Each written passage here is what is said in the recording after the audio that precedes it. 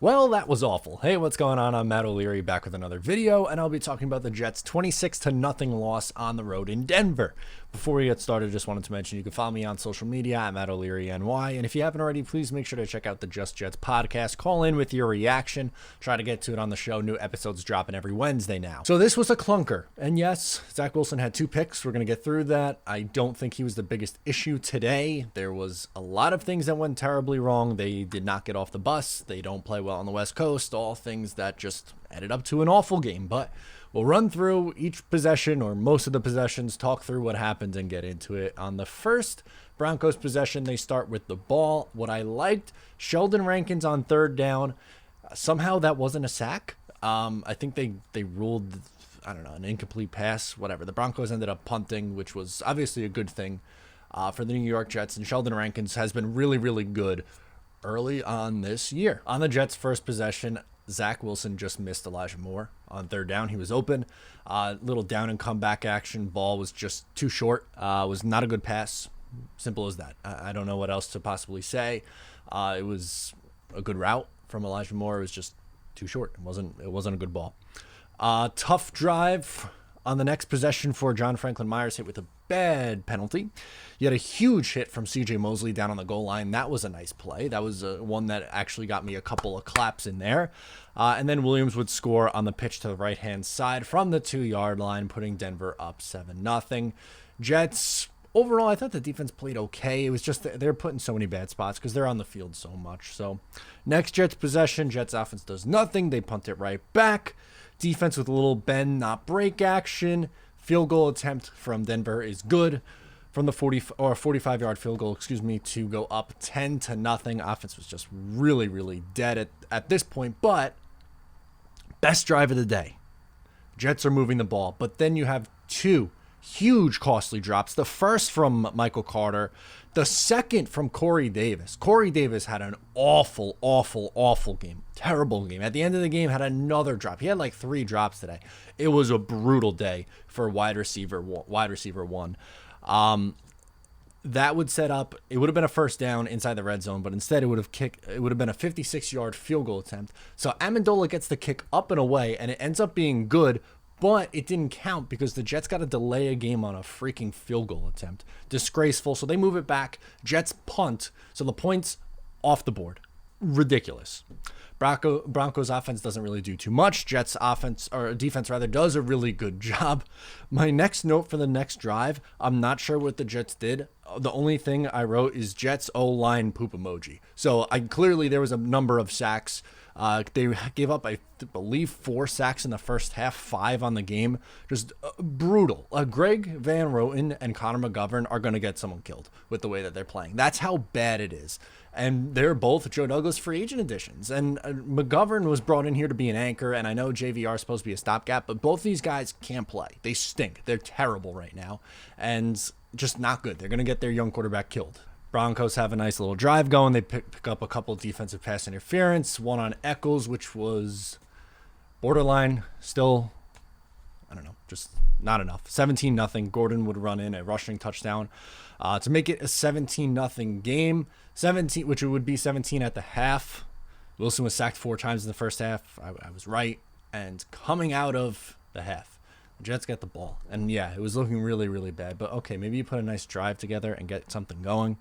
No, this is when things got embarrassingly bad. It was bad in the first half, but this is embarrassing levels of bad. To open up, you have another costly Corey Davis drop that would have picked up a first down. Jets go 3 and out. They punt the ball back to Denver, and Justin Hardy, their team captain, one of the Jets captains, picks up a taunting penalty down by 17 on a punt, gives Denver a free 15 yards. Are you kidding me? That is ridiculous. And we were seeing that stuff last year when the Jets were getting blown out in Seattle, just like stupid stuff like celebrating a big hit down by 30. You're going to get a taunting penalty when you're down 17 in the second half and you're supposed to be a team captain. Joe Douglas paid big money for a special teamer to bring this guy in, and he gets a taunting penalty down 17 in the second half when you're 0-2 about to be 0-3. Unacceptable.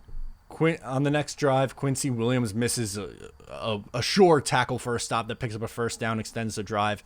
Broncos would kick a field goal. It'll go up 20-0. The older Williams brother is not nearly as good as younger Quinnen Williams. Quincy had a rough day. I know he ended up getting a forced fumble on the goal line. His head hit the ball at the end of the game. We'll talk about that in a little bit, but just he's not a good player. I'm sorry. Like that, Jacksonville wouldn't have moved on if he was a good player. But the Jets are desperate at the position. They bring him in, and he wasn't good today. Jets would punt again. This was when McGovern was embarrassed. He got blown off the ball on a run play. Somehow his blocking assignment almost got to Zach Wilson before Michael Carter was able to get the ball. That's how quickly he was in the backfield. Disgraceful. The Jets punt again, and then the Broncos would punt, and the Jets kind of blocked the punt a little bit. That was a little bit exciting.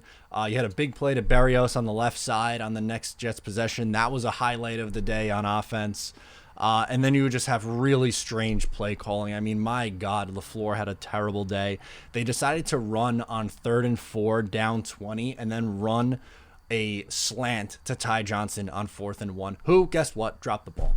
I mean, what is that play calling on 3rd down and then 4th down? And then number 2, how many key drops is this team going to have in big spots? Just drop after drop. Is there a count? I don't have the exact number, but it felt like they had to be close to double-digit drops on the game. It was just insane how bad the Jets receivers were. They had zero help for Zach Wilson.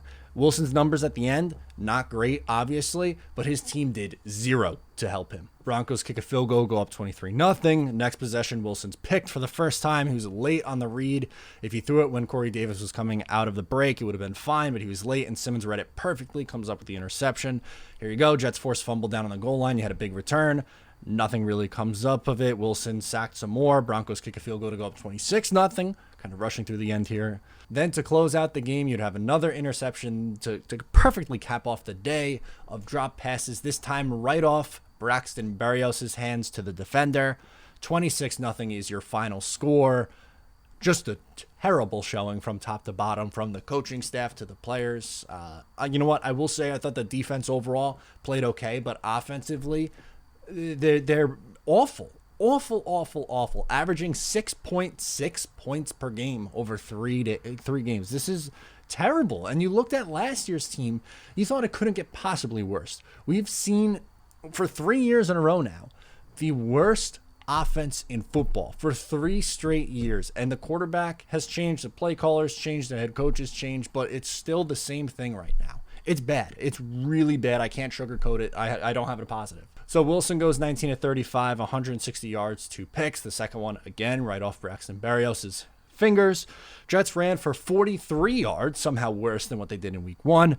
Countless drops, 5 sacks, 8 penalties. Just, again, I don't really know what else to say. From top to bottom, it was a dreadful performance, and there's 14 more games to go.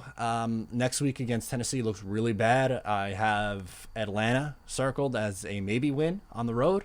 That's the one that I'd be looking at. I think this upcoming week against the Titans could be an absolute bloodbath. I would not be looking forward to that game if I am a New York Jet, but what are you going to do? More coverage throughout the week. That's my initial reaction. Obviously, I'm a little upset because the Jets, well, they gave you an embarrassing effort today. So there you go. Let me know in the comments how you feel. Get at me on social media. Subscribe if you're new. Talk to you next time.